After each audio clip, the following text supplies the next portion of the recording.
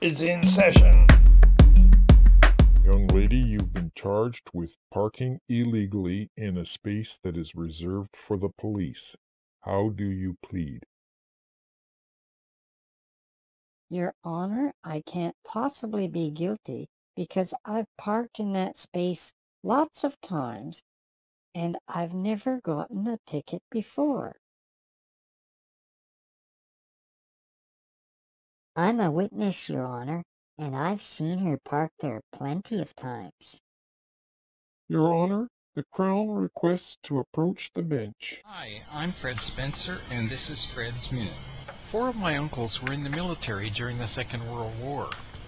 One of them was quite talkative, and he liked to talk about his exploits in France, where, as a cook, they used to commandeer food from the local farmers. Not always in a nice way. They'd walk off with the farmer's cow, or his pig, or his goose.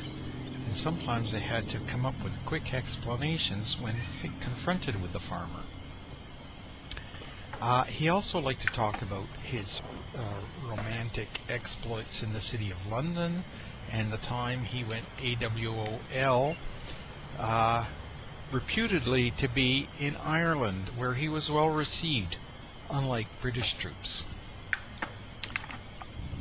One of my uncles was in the Air Force, and after he left the Air Force, he was a commercial pilot. Apparently, some of his cargo was a little bit dicey. I don't really know much about that. One of my uncles in the Army deserted at the end of the war, after the war was over, but before he was discharged, and he was on the run a little bit from the military police.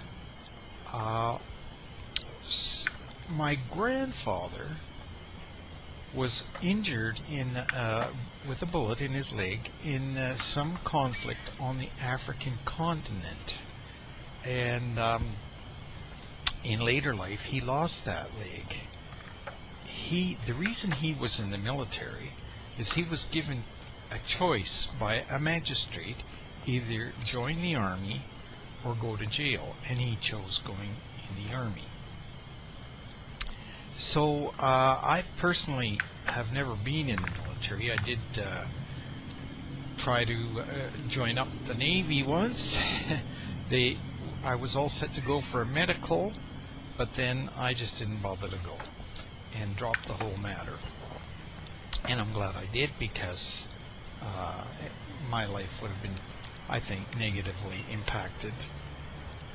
So, to make a long story short, what is this video about? Well, these men all became productive fathers, good providers, bought decent homes, had good jobs, and were led basically lawful lives as adults.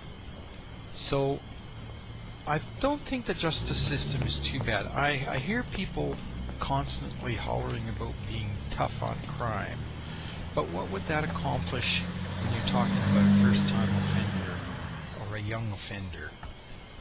Throw them in jail for a lengthy term, and then in addition to the huge cost of keeping them there, you have to deal with the fact that their lives have basically been ruined or damaged to a large extent.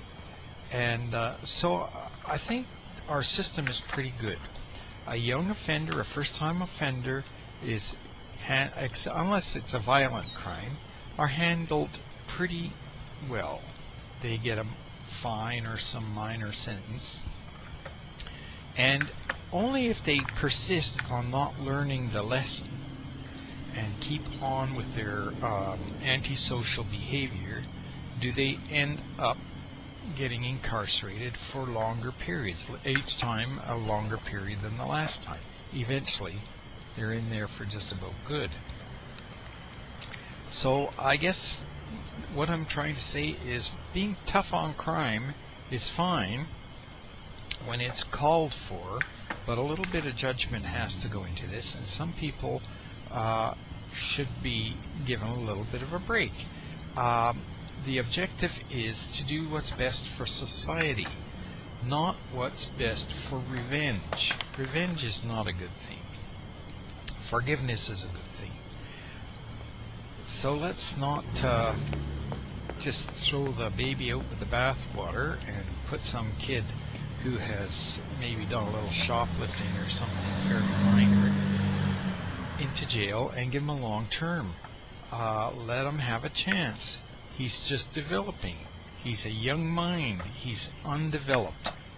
He will probably, in 99 out of 100 cases, turn out to be okay. Well, thanks for watching. Don't forget to subscribe to Fred's channel. And don't forget to share this video.